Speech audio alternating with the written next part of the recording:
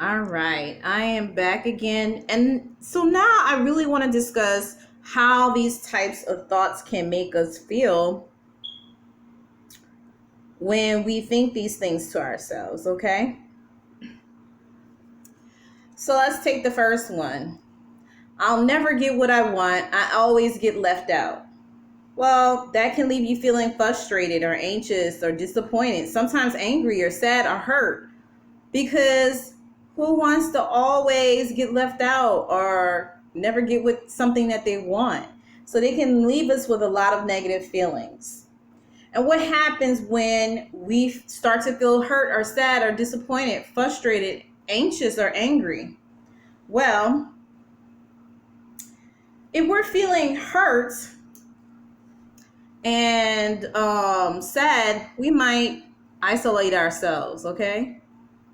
Um, if we're feeling angry, right, we might fight with other people. We might punch holes into the walls. We might yell and scream at people, okay? We might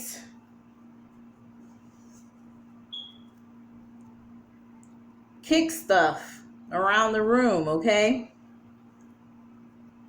Because it temporarily makes us feel better. But what is the outcome of those types of behaviors? When we look at these negative behaviors that we're engaging in, how does this help us achieve the things that we want most in life, the things that we desire most in life? It doesn't. It gives us a few moments of relief or the ability to process those emotions, but long term, this can have very negative outcomes. So when you start to look at the consequence of the behavior, it's a bad outcome or negative one. Okay. So what do we do when we start to think and feel this way? What can we do? Well, we have the power to change the way that we think, to change the way that we see things and process those emotions.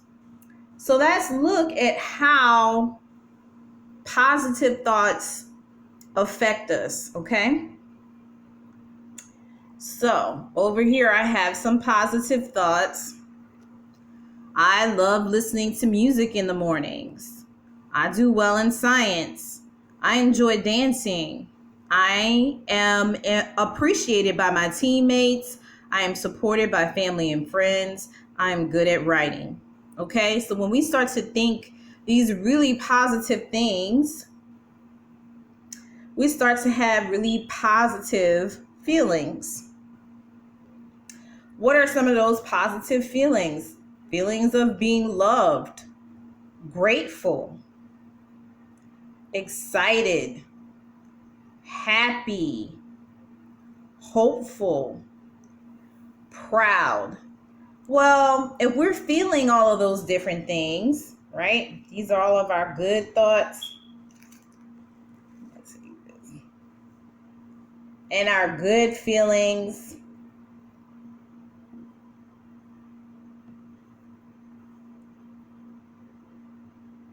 Let's see how we behave as a result of those positive thoughts and feelings. Well, this is how we begin to process it, okay? Maybe because we enjoy dancing so much, we choreograph a new dance. Because we feel appreciated by our teammates, maybe we give or share needed equipment or time. Because we do well in science, maybe we create a research project. Because we feel supported by family and friends, maybe we organize a family event. Because we feel good at writing, maybe we write in our journal. And when we start to look at the consequence for those types of behaviors, we start to see that it's really good or positive, right? So we have that really positive outcome.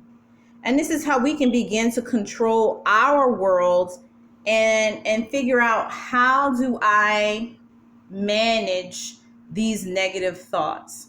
Number one, we have to recognize that they are negative thoughts and that we can challenge those negative thoughts. There's nothing that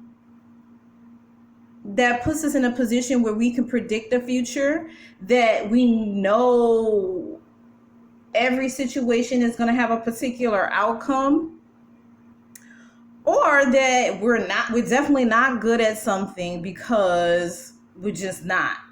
It may be because we have not put the time and energy and effort into becoming better at that particular task or activity. So it's just really important to recognize it and then figure out, what can you do to improve your way of thinking and feeling.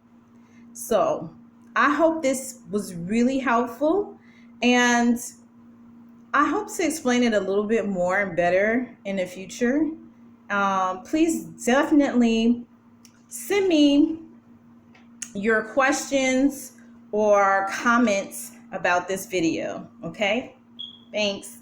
And again, I want you guys to know that this is Third Eye Educational Services, and you can email me at thirdeyeeducationalservices@gmail.com. I look forward to hearing from you guys. Have a wonderful, blessed day.